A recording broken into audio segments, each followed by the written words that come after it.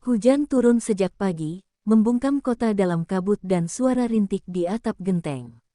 Raka menyesap kopinya perlahan di ruang tamu yang sepi, memandangi bingkai foto pernikahannya dengan Dinda yang kini tampak lebih seperti potret dari kehidupan lain. Ia menoleh saat suara bel berbunyi, dan ketika pintu terbuka, di sanalah Alia berdiri, rambutnya basah, matanya berbinar, dan senyum lebar yang entah kenapa menusuk dada Raka lebih dalam daripada yang ia harapkan. "Kak Raka," serunya riang, pelukan hangatnya mengusik sesuatu yang seharusnya tak pernah bangkit dalam dirinya. Dinda datang beberapa menit kemudian dari kantor, tergesa-gesa, hanya sempat menyapa sekilas sebelum naik ke kamar untuk menyelesaikan laporan. Alia pun mulai membantu di dapur, membongkar koper, tertawa lepas seperti angin muda yang masuk tanpa diundang ke rumah yang lama dingin. Raka menyadari betapa lamanya ia tidak mendengar suara tawa semacam itu di rumah ini. Dan ketika Alia tertidur di sofa malam itu, wajahnya tampak begitu damai, nyaris seperti mimpi yang tak tahu batasan realita, dan untuk sesaat, Raka mematung, jantungnya berdebar tanpa alasan. Hari-hari setelahnya terasa ganjil. Alia terlalu mudah akrab, terlalu ringan menyentuh lengan saat berbicara, terlalu bebas duduk di dapur hanya mengenakan kaos panjang Dinda. Ia sering meminta Raka mengajarinya fotografi, dan ketika ia menatap ke lensa, ada tatapan yang membuat waktu berhenti. Sekali, ketika Raka memutar hasil jepretan di laptopnya, ia melihat satu frame yang mengganggu. Alia menatap lurus ke arah kamera, matanya seolah memanggil. Ia buru-buru menghapusnya, tapi sisa rasa itu tak hilang. Dinda makin sibuk, lembur, rapat, dan panggilan telepon menjadi makanan malam mereka. Raka perlahan mulai menyadari bahwa dirinya menghindari kamar tidur, lebih betah mengobrol dengan Alia di dapur atau menonton film berdua di ruang tengah, tertawa kecil di sela-sela keheningan malam. Ia menipu dirinya sendiri dengan berkata, ini hanya kebersamaan biasa. Tapi tatapan Alia kadang lain, penuh rasa ingin tahu, seperti menguji batas yang belum pernah disentuh. Suatu malam, ketika hujan kembali turun, listrik padam, dan rumah tenggelam dalam kegelapan sementara hanya lilin menyala di meja makan, Raka dan Alia duduk berhadapan dalam diam. Nafas mereka terdengar. Bayangan api menari di mata Alia saat ia berkata, "Aku suka hujan." Rasanya, membuat kita lupa apa yang seharusnya dijaga. Raka tak menjawab. Di dalam dadanya, sesuatu mulai retak. Ia belum tahu, tapi malam itu adalah awal dari jurang yang perlahan menganga di antara keinginan dan kehancuran. Keesokan paginya, Raka terbangun lebih pagi dari biasanya. Dinda masih tertidur, wajahnya letih, punggung membelakanginya di ranjang yang semakin terasa luas. Ia turun ke dapur dan menemukan Alia sudah di sana, memakai hoodie miliknya, rambut dikuncir asal, sedang menyiapkan roti bakar. Ketika ia tersenyum dan berkata, "Pagi, Kak," Raka hanya mampu membalas dengan anggukan pelan. Senyuman itu terlalu akrab untuk ukuran seorang adik ipar. Dan untuk pertama kalinya, Raka merasa ruangan itu mengecil, seolah mereka berdua terlalu dekat dalam jarak yang seharusnya tidak ada. Mereka mulai menghabiskan lebih banyak waktu berdua. Bukan karena niat, tapi karena kebetulan-kebetulan yang makin sering terjadi. Alia menemaninya saat memotret di taman kota, duduk di kursi taman sambil tertawa ketika ia mencoba membidik burung yang terbang. Sesekali ia menarik lengan Raka, menunjukkan sesuatu, dan jantung Raka berdetak dengan irama yang asing.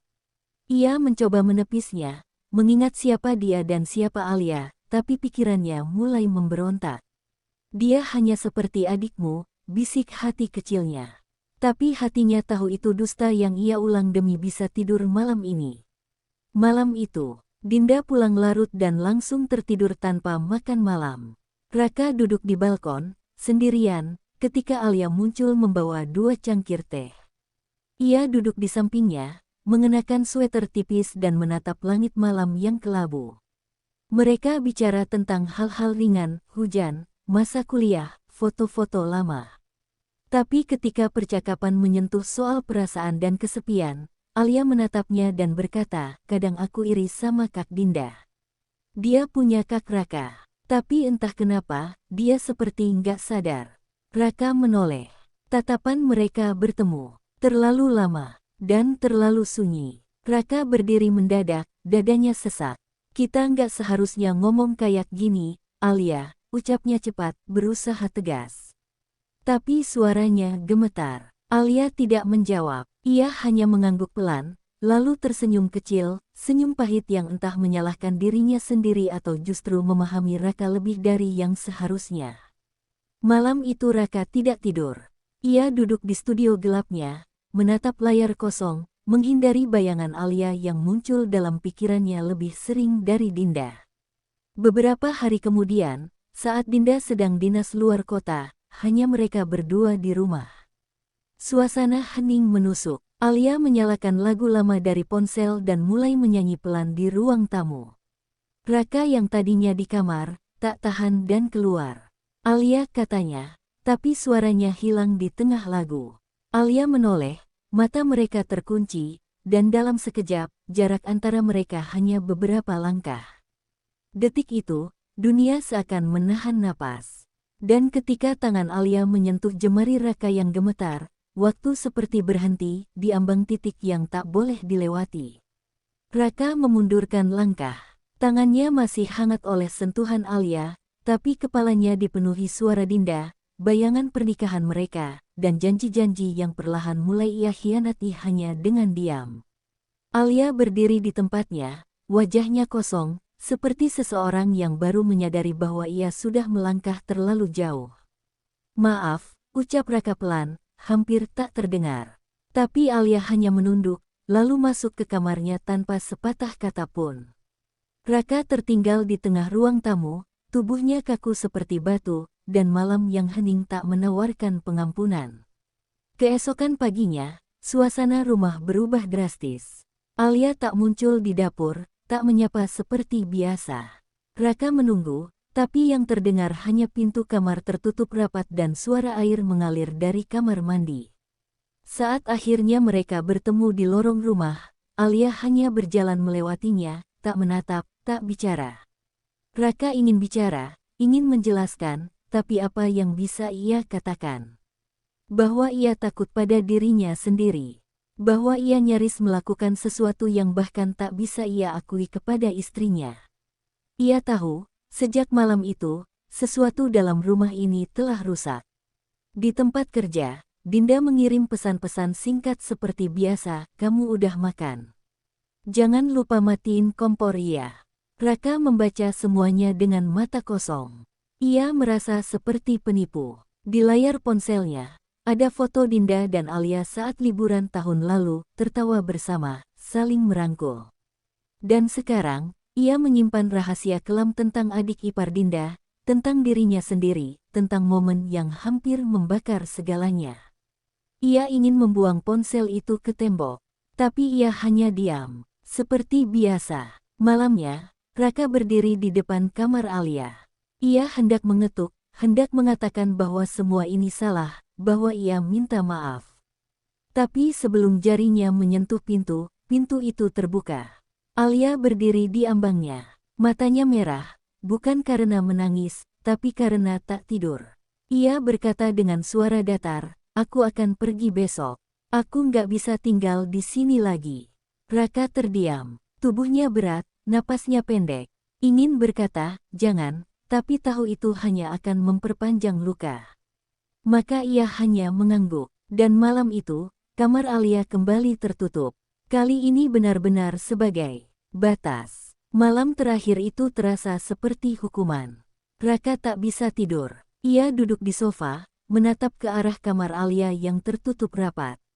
Kenangan malam hujan, cangkir teh, tawa kecil, dan mata yang memanggilnya, semuanya seperti bayangan yang bergentayangan. Ketika akhirnya pagi datang, ia hanya mendengar suara koper digeret dan pintu depan yang menutup pelan. Ia tidak keluar, ia tidak mengucap selamat tinggal. Dan entah itu tanda penyesalan, atau pengecut yang memilih bersembunyi dari dosa yang belum jadi tapi terlalu nyata. Pagi itu terasa begitu sunyi. Raka menghabiskan waktu berjam-jam di studio gelapnya, memeriksa foto-foto lama, mencari pelarian dari perasaan yang mulai mencekiknya. Namun, tak ada yang mampu mengalihkan pikirannya dari Dinda. Setiap kali ia melihat foto mereka berdua, rasa bersalah semakin menyesakkan dada. Ia ingin berbicara, menjelaskan semuanya, tapi kata-kata terasa sangat kosong, seakan tak bisa memperbaiki apapun. Raka tahu, jika ia membuka mulut, hal-hal yang selama ini ia simpan akan keluar begitu saja, dan mungkin itu akan menghancurkan semuanya, rumah mereka, pernikahan mereka. Namun di saat yang sama, ia merasa semakin kehilangan Dinda, semakin jauh dari yang dulu mereka impikan bersama. Siang itu, Dinda pulang lebih cepat. Raka mencoba menyapa dengan senyuman tipis, tapi Dinda hanya mengangguk, tak banyak bicara. Seperti biasa, ia segera mengurung diri di ruang kerjanya, membuka tumpukan dokumen yang semakin menumpuk. Raka merasa semakin terasing. Ia tahu Dinda merasa ada yang berubah, bahkan meski tidak ada kata-kata yang diucapkan. Setiap langkah Dinda seperti melukai perasaan Raka lebih dalam, karena ia tak mampu mengungkapkan apa yang terjadi. Keheningan itu terasa seperti api yang membakar dalam diam, menjalar ke setiap sudut rumah. Pada malam hari, Raka duduk di balkon rumah, menatap langit yang kelam, mencoba menenangkan pikirannya yang kacau. Namun, bayangan Alia selalu muncul. Setiap senyum, setiap tatapan yang hampir tak terjangkau, dan setiap perasaan yang sempat muncul di antara mereka membuatnya terjebak dalam lingkaran kebingungannya. Ia merasakan bagaimana pikirannya mulai melayang kembali ke momen-momen yang seharusnya tak pernah ada. Ia mulai meragukan dirinya sendiri, apakah ia bisa kembali menjadi pria yang dulu, yang pernah Dinda cintai. Bahkan ketika ia menatap bayangan rumah yang terbalut dalam kegelapan, perasaan kehilangan itu kian menyelimutinya. Beberapa hari setelahnya, Dinda mendekatinya. Tanpa banyak kata, ia hanya menyentuh bahu Raka, menatapnya dengan mata yang lebih dalam daripada yang pernah Raka rasakan sebelumnya. "Kamu nggak apa-apa?" tanya Dinda dengan lembut, tapi penuh pertanyaan. Raka terdiam. Ia ingin berkata jujur, ingin mengatakan apa yang mengganggunya, namun saat itu kata-kata itu seperti terjebak di tenggorokan. Malam itu, mereka duduk bersama di ruang tamu, masih ada jarak di antara mereka, namun Raka merasa bahwa Dinda sudah tahu sesuatu, meskipun ia tak mengatakannya secara langsung. Tengah malam, Raka terjaga. Semua kenangan berseliweran dalam pikirannya, kenangan bersama Dinda, kenangan bersama Alia, dan rasa bersalah yang semakin menghantuinya. Ia bangkit, berjalan ke dapur, dan berdiri di depan cermin. Dalam refleksi itu, ia tak lagi mengenali dirinya. Sosok yang dulu yakin dan penuh cinta kini terlihat rapuh, seperti pecahan kaca yang hilang satu persatu. Apa yang ia harapkan dari semua ini? Sebuah pengampunan yang tak bisa ia dapatkan. Ataukah hanya sebuah akhir dari semuanya? Hatinya penuh dengan pertanyaan yang tak mampu dijawab. Dinda mulai bersikap lebih hangat. Ia mulai sering memasak, mengajak Raka menonton film, bahkan membicarakan rencana mereka untuk liburan yang sempat tertunda. Tapi justru itu yang membuat hati Raka semakin remuk. Ia tahu Dinda mencoba menyelamatkan sesuatu yang mulai karam, tapi Raka sendiri masih terjebak dalam pusaran perasaan yang belum selesai. Di setiap senyum Dinda, ia melihat luka yang belum muncul, luka yang mungkin akan terbuka jika ia jujur. Dan diam-diam, ia bertanya dalam hati, mungkinkah Dinda tahu, tapi memilih bertahan. Suatu malam, saat mereka sedang menonton film di ruang tengah, Dinda mematikan televisi tiba-tiba. "Kamu masih mikirin Alia, ya?" tanyanya pelan, tanpa nada tuduhan, tapi menusuk seperti belati yang masuk tepat ke jantung Raka. Ia terdiam. Dunia seakan berhenti. Tak pernah sekalipun nama itu disebut sejak kepergian Alia, tapi Dinda mengatakannya dengan tenang, seolah telah lama menyimpannya. "Aku perempuan, Rak. Aku tahu kalau tatapanmu berubah waktu dia ada di rumah," lanjut Dinda. Raka hanya bisa menunduk. Malam itu menjadi malam terpanjang yang pernah ia alami. Bukannya marah atau menangis, Dinda justru menghela napas dan berdiri. Aku nggak butuh kamu jujur malam ini. Aku cuma pengen kamu tahu, luka itu nggak cuma kamu yang rasain. Kemudian ia masuk ke kamar, meninggalkan Raka di ruang tengah yang terasa lebih dingin dari biasanya. Kata-kata Dinda menempel di dada Raka seperti ukiran luka, luka itu nggak cuma kamu yang rasain. Untuk pertama kalinya, ia benar-benar merasa seperti pria yang telah menghancurkan rumah yang dibangun oleh cinta. Keesokan harinya, Raka terbangun lebih awal. Ia melihat Dinda sudah siap dengan koper kecil di tangan. Aku ke Bandung, ngurus proyek seminggu, ucapnya datar, lalu menyodorkan senyum yang tak sampai ke matanya. Raka ingin menahan, tapi tak punya hak untuk itu. Momen itu terlalu senyap, terlalu dingin. Dan sebelum ia sempat menjawab, pintu sudah tertutup. Raka hanya berdiri, sendiri, dikelilingi dinding-dinding rumah yang tak lagi terasa seperti rumah. Sepeninggal Dinda, rumah benar-benar hening. Tak ada suara sandal di pagi hari, tak ada aroma kopi, tak ada obrolan saat makan malam. Raka berjalan dari kamar ke kamar seperti orang asing di tempatnya sendiri. Di kamar tamu, ia menemukan brosur yoga milik Alia yang tertinggal. Ia menggenggamnya sejenak, lalu duduk di tempat tidur kosong itu. Di sana, untuk pertama kalinya, ia menangis. Bukan hanya karena Alia, tapi karena ia sadar, dalam diam dan kebohongan, ia telah menyakiti dua perempuan yang tulus mencintainya. Hari-hari tanpa Dinda terasa panjang dan hampa. Raka mencoba mengisi waktunya dengan bekerja, memperbaiki keran yang bocor, merapikan lemari yang tak pernah disentuhnya, bahkan mencoba memasak. Tapi tidak ada yang bisa benar-benar mengalihkan pikirannya dari sunyi yang kini menetap. Setiap sudut rumah seolah memanggil-manggil nama Dinda. Ia mendengar suara langkahnya, aroma parfumnya samar-samar menyelinap dari bantal, dan dalam tidurnya, Raka bermimpi bahwa semuanya belum terjadi. Namun, bangun tidur selalu menjadi tamparan terkeras, karena kenyataan masih sama, Dinda tidak ada. Satu malam, hujan turun deras. Raka duduk di ruang tamu tanpa lampu, hanya ditemani suara tetesan air dari atap. Ia membuka galeri ponsel dan menemukan video lama, rekaman saat Dinda tertawa histeris karena gagal membuat pancake. Suara tawa itu menghantam hatinya seperti badai. Ia menonton berulang-ulang, seolah ingin menggenggam kembali kebahagiaan yang perlahan-lahan terlepas dari tangan. Di antara hujan dan layar ponsel, Raka menyadari ia bukan hanya kehilangan istri, tapi juga kehilangan dirinya sendiri. Keesokan harinya, Raka memberanikan diri mengunjungi rumah mertuanya untuk menanyakan kabar Alia. Ia ingin menutup semua celah yang sempat terbuka. Tapi sesampainya di sana, Ibunda Dinda hanya menatapnya dingin.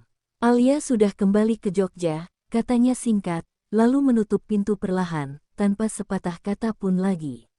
Di hadapan pintu tertutup itu, Raka berdiri lama, diterpa angin sore yang menggigilkan tulang. Ia sadar, luka yang ia buat tidak hanya membekas di rumahnya, tapi juga di seluruh keluarganya. Tak ada tempat untuk pulang yang benar-benar memaafkan. Raka kembali ke rumah dengan langkah lemas. Ia masuk ke kamar tidur mereka, membuka lemari, dan menemukan buku harian milik Dinda yang ia pikir sudah lama hilang. Dengan ragu, ia membuka halaman pertamanya. Di sana tertulis, jika suatu hari aku merasa tidak lagi dipilih, bukan karena aku tak cantik atau tak baik, tapi mungkin karena hatinya telah tersesat dan tak bisa kembali. Kalimat itu menusuk. Raka tak mampu membaca lebih jauh. Buku itu jatuh dari tangannya, dan ia terduduk di lantai, mencoba bernapas di antara serpihan penyesalan yang kian menumpuk.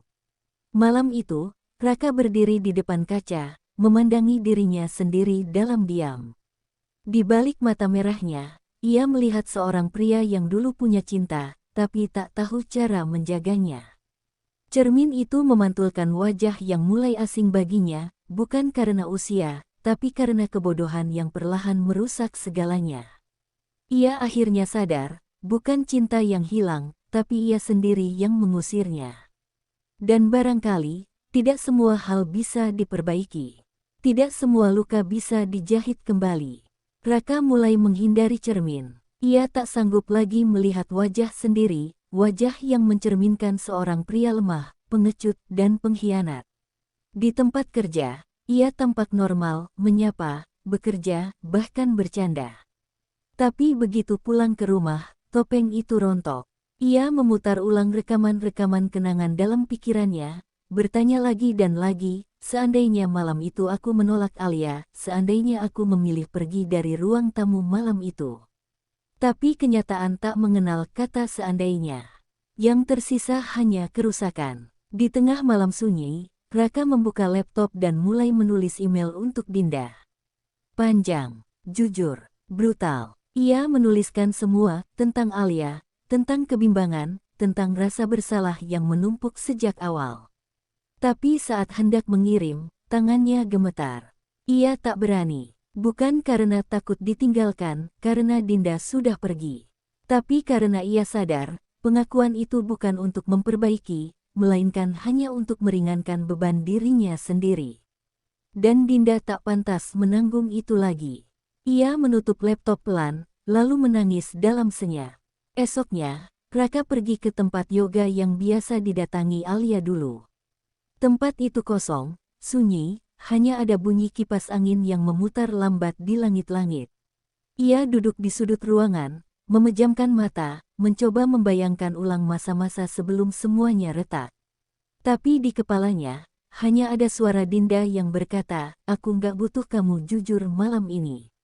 Kalimat itu menghantamnya lebih keras daripada kemarahan apapun. Ia sadar, Dinda tak hanya terluka, ia kecewa. Dan tak ada yang lebih dingin dari kecewa yang dipendam tanpa kata. Malamnya, Raka berlutut di kamar, tepat di tempat Dinda biasa salat. Ia tak pernah berdoa sebelumnya dengan sepenuh hati. Tapi malam itu, ia hanya bisa berkata, "Ya Tuhan, jika aku nggak bisa menebus ini, tolong jangan biarkan dia terluka lebih dari ini." Tak ada keajaiban yang terjadi, tapi ada sesuatu yang runtuh di dalam dirinya, ego, pembenaran, dan sisa-sisa pembelaan diri. Ia menangis, bukan hanya karena kehilangan, tapi karena akhirnya ia benar-benar sadar siapa dirinya. Setelah tangis itu, rumah tetap sama, sepi, dingin, penuh bayangan. Tapi Raka memutuskan satu hal, ia tak akan mencari Dinda dulu. Bukan karena menyerah, tapi karena kali ini, ia ingin menghormati luka yang ia buat. Ia akan menunggu. Mungkin seumur hidup, ia akan memperbaiki dirinya, bukan untuk mendapat Dinda kembali, tapi agar suatu hari, jika Dinda melihat ke belakang, ia tahu pria yang dulu menghancurkan, kini belajar untuk tidak menyakiti lagi. Di sebuah rumah kecil di pinggir kota Jogja, Dinda menjalani hari-harinya dalam keheningan yang ia pilih sendiri. Ia menyewa kamar sederhana di loteng rumah seorang ibu tua yang ramah, jauh dari hingar-bingar kota.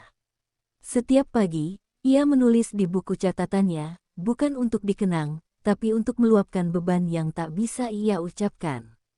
Sudah 2 minggu berlalu sejak ia meninggalkan Raka, tapi rasa sesak di dadanya belum juga mereda. Cinta itu masih ada, masih menempel kuat, tapi tak bisa lagi tumbuh di tanah yang penuh kebohongan. Suatu malam, Dinda membuka folder email lama miliknya. Ia membaca ulang surat-surat Raka saat masih pacaran, yang dulu membuat hatinya hangat. Ia menangis diam-diam, bukan karena rindu, melainkan karena kehilangan rasa aman. Dulu, ia percaya rumah adalah tempat di mana seseorang bisa membuka luka tanpa ditinggalkan.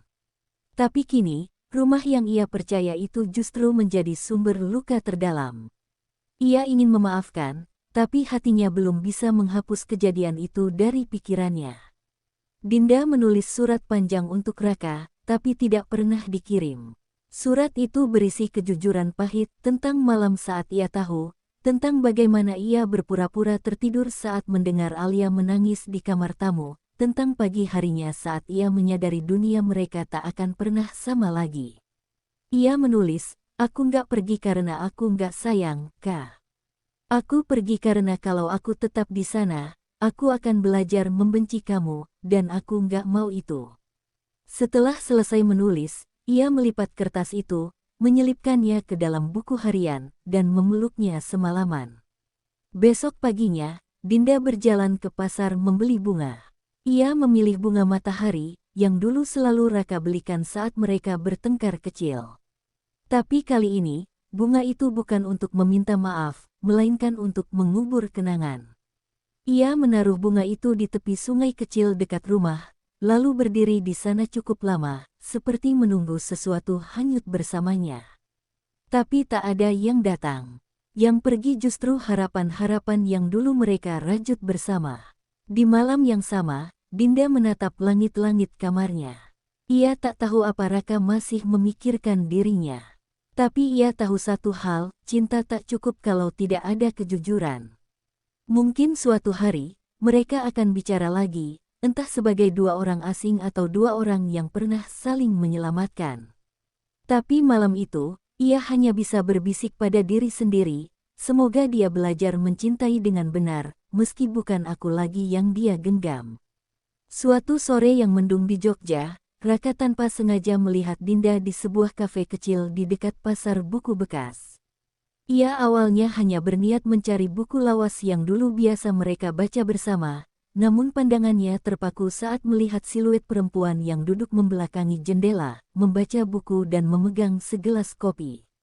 Ada sesuatu yang membuat napasnya tercekat, cara Dinda menyelipkan rambut ke telinga, cara jemarinya menyentuh cangkir. Dunia seperti berhenti berputar sejenak. Raka tak tahu harus maju atau pergi. Tapi langkah kakinya seakan hidup sendiri.